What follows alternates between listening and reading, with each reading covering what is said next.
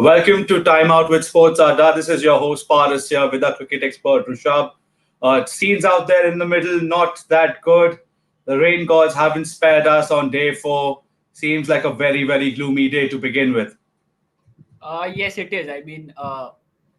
Even if we get a few overs in today, that will be a blessing, if I can say so. There have been overnight rains. The rain is still pouring down, and it's not the case that once the rain stops, we can immediately start because of the wet outfield, which is obviously going to be there. So till now, we can say that the first session is definitely lost, but we can just hope that the weather improves going into the day. But chances look bleak for getting a few overs in also today.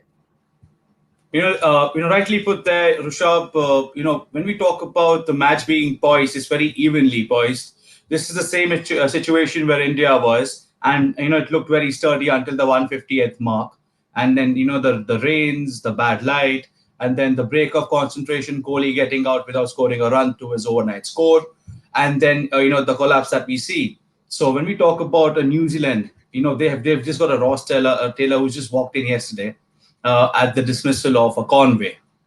Right, the ball that Ishant Sharma bowled kind of got lucky, didn't he? Definitely. I mean, that was the key. If you remember, there was a question we had yesterday, which was about the lines and the lengths which bowlers should, think about, especially going into the day. And I had said this, that try to use back of a length because that part of the wicket has not been used much. And that's something Yeah. which we saw in the third session. Shami was also trying to bowl back of a length. Ishant Sharma also, the wicket he got, it was not full. He had pitched it a bit back. You can say just short of good length, if I can say so. And from there, the ball just took off and Mhm. took the handle of the bat or just about the head of the bat, which resulted in Convoy's wicket. But that's going to be the key. It's the part which is not being used. It at that point of time there's no rough, so the wicket is holded up together at that point of time, and you have to utilize that, and that's exactly what India did at that stage. A very important wicket. Right. When we also talk about the spinners coming into the picture, not much spin on display, but the way Ashwin's been bowling, the tight line and length that he has done very well, hasn't it? Yes, yes, that's about it. There's only one word to just if I have to summarize Ashwin's bowling, and that's been discipline. Because he's read the conditions really well, he's read the wicket really well. We discussed about this yesterday, where he wasn't bowling his normal pace, he was bowling a bit more quicker, somewhere around 85, 90, and that's what he did. I mean, at 85 and 90 kilometers per hour, you don't expect the ball to turn much, but you can deceive the batsman with the flight and the little bit of drift which was on offer, and that's what he did. He just Yeah. flighted the ball up to that point. We had seen he was bowling quite flat, but there you see he just gave the ball a little bit of loop and Yeah. enticed Latham into the drive, and Kohli was there. I mean, that was a terrific catch to say the least. But yes, I mean, a very crucial breakthrough at that point of time, Yeah. and I think we expect more as we go into the day 3, day 4, day 5, with the cracks opening up, with the overhead conditions. I mean, even more disciplined bowling from all the others. We Yeah. should try and get them all out. Right. Rishabh, both left-handers have been dislodged. So now we can also see a bit of Jadeja, given that there are two right-handers on the pitch. Yes, that was. I mean, yesterday, if you see, Jadeja wasn't there to bowl in the first two sessions at all, and Hmm. right now also is very bowled really less, if I can Yeah. say so. But I think there's definitely a plan to that. They didn't want to expose the left arm spinner to the left-handers, and now that we have two right-handers on the wicket, definitely we'll see a lot more of Jadeja. But again, I think you should just take a few notes from Ashwin on what Ashwin did right, and just Yeah. try to follow that, because it's not going to turn even a bit here. Uh, because if you see Jadeja, when he bowls, either he gets a lot of turn or the ball doesn't turn at all. And this is not a wicket where you can even expect the ball to turn a lot. And just a Yeah. marginal turn here or there is not going to trouble the batsman. So he just needs to think about bowling on one line persistently and trying to force the batsman to make a mistake rather than him trying a lot of things. That's what Jadeja should learn from Ashwin. Rightly put there. The spin twins really need to focus and bring their A game if they need to get wickets on a surface such as this. And given the dew around, it's going to be very difficult for the ball to spin. Right, we've got Radhika Pathak here. Why did the ICC organize the finals in England, knowing the fact that the rains are unpredictable and ruins the fun of cricket? We are with you on this, Radhika. Let's hear from Rishabh first. What has he got to say on this? I mean, I completely second that, but there are two reasons for it. I mean, there are two parts, if I can say so, to that answer. The first is why England. Why England was because originally the plan was to host it on Lords, which everybody knows is the mecca of cricket. So that's where cricket was born. So it's quite right to what you can say, to crown the first Test championship at the ground where Test cricket began. So that was a very correct decision to hold it at Lords. But the second part of it is why it shifted to the Aegis Bowl is because of the current situation, the pandemic situation, and the traveling. To just reduce the risk of a player being infected because of travel, they shifted it to the Hampshire Bowl, where there's a hotel right on one end of the ground, if I can say so. So Yeah. from the hotel directly, you walk into the ground. That really reduces the risk of players being infected and getting exposed to the virus. So that was why it shifted to the Hampshire Bowl.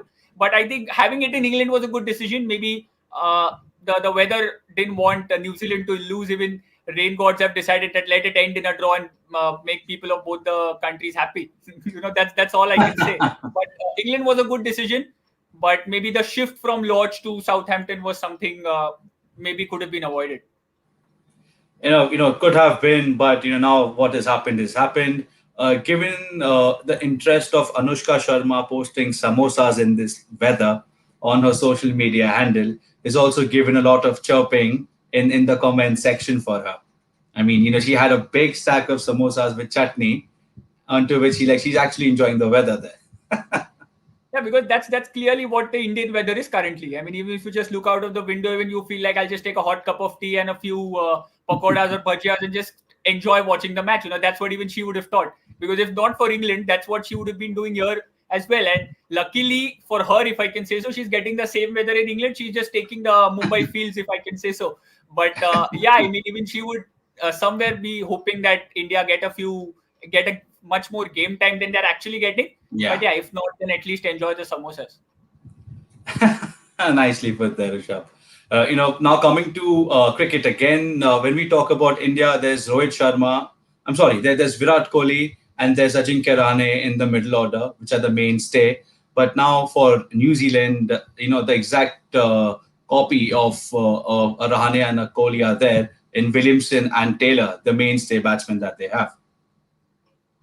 Yes, they have, and I think they will definitely try to just play the way they have been playing. I don't think so. They need to do anything extra. But if I talk from the Indian perspective, they just need to think that if New Zealand can get India all take 7 wickets in 70 runs, the same can be done by Indian bowlers as well. Considering we have a Yeah. much more variety than them in terms of having spinners also. So India just need to believe, and at the same time, New Zealand batsmen just need to carry on. I mean, there are going to be clouds on top. But if you look at it, Indian bowlers have not been getting that much swing as much we saw the New Zealand bowlers extract from the wicket. So again, that Yeah. is something from a New Zealand perspective, a calming factor, because they don't need to think about the ball moving a lot. It's just that if I remember right, Ishan Sharma is the only one who's been getting considerable swing. Yeah. Other than that, Yeah. Bumrah and Shami have troubled the batsman, but it's more of because of the bounce than the swing. So if they Yeah. just can counter that, I don't think so it should be a problem for the New Zealand batsmen to just continue. And considering the two batsmen you talk about, truckloads of experience with them, I think it makes jobs easier for them. Right. One other aspect for batsmen on a pitch such as this, and given the conditions, is you're never really set. I mean, one mistake and you're going to get out. And the batsmen that are left after these two aren't the most contributing batsmen. I mean, they can play around somebody, but a Nichols, a BJ Watling, and a De Grandhomme, it's quite unpredictable as well for them as well. Yes, definitely, and I think that's what something which Williamson and Taylor would also think about. But having said that, all the three players you mentioned, they haven't performed that well. We don't remember any big innings from them, but they have that ability to stick there. So that's something which Indians also should keep in mind. That it's not that they are maybe tail enders or they are weak batsmen. No, they can bat, they can play, and they will definitely try their best to play there. So you have to be on your A game. You have to be on top. You can't let them settle down. And when it comes to Ross Taylor and Williamson, I think they would be wary of the fact exactly that the batting which is coming after them is not that well versed or that well known for the role they are playing. But Yeah. considering the weather and everything, I think they should try to just stick there because, like I said, bowlers not getting much swing. There's no spin on offer. So they definitely have chance. The ball is just coming straight. They just have to concentrate, take one ball at a time, and there are runs on offer. I mean, it's not boundaries. It's just that you have to run hard between the wickets Yeah. because the ball is not traveling to the boundary. But there are Yeah. big gaps considering you have three slips and a gully. So there are a lot of vacant spaces in the area. You just need to push the ball and you're easily getting two or three. So I think that's something which they should look at, because even if they get past that 217 mark, that would be a much more comforting factor in terms of New Zealand. Yeah. So I think instead of thinking about the batsman to follow, they should just think about getting as close as possible to the target. Getting as close to the target is one aspect, but realistically speaking, what do you think of Williamson is aiming towards? A 300? Definitely, they would be trying something to get high score, considering he looked really solid yesterday. Yeah. I remember he's not a compulsive sweeper of the ball, but yesterday when Ashwin bowled a few deliveries towards the leg side, he just got down on one knee and swept. That really shows that he's up there on confidence. He knows his game. He's reading the conditions really well, and he's ready to take the risk. If something like that can be seen, Ross Taylor is also sticking around. He just played a few deliveries, but he looked solid. I mean, whatever he played, it did come off the middle of the bat. So that's something which will give confidence to Taylor as well and the New Zealand players. So anything above 300 looks good. But also another big factor to consider is how much overs do we have. I mean, how Yeah. many overs are available in the game? Not only considering today, but the remaining 2 days which are left. How many overs can they afford to take to score those 300 runs if they have to try and get the result? Because both the teams are trying for victory. I mean, yes, there's one thing that it will be shared, but you always want to win, be the sole winner of the trophy. So Yeah. they just need to ensure that if they're eyeing for 300, they shouldn't take a lot of deliveries. Otherwise, just ensure that you cross the target, take maybe a 30, 40 runs lead and just declare and maybe get them in and try to bowl them out for as cheap as possible. Right. Oh, another fan comment here from Nishtha. Do you think Indian bowlers struggle to find the right length because major cricket they play is in subcontinental conditions? This is all these questions are posed for you, Rishabh. So please bring it on. I won't say that. I mean, we are talking about this because they didn't get the swing that much as compared to the New Zealand bowlers. That's why this talk about length and line is coming into picture. And I think they were bowling well. They sort of read the conditions really well, if I can say so. Because they were not getting the kind of swing they expected by bowling full. They started bowling back of a length.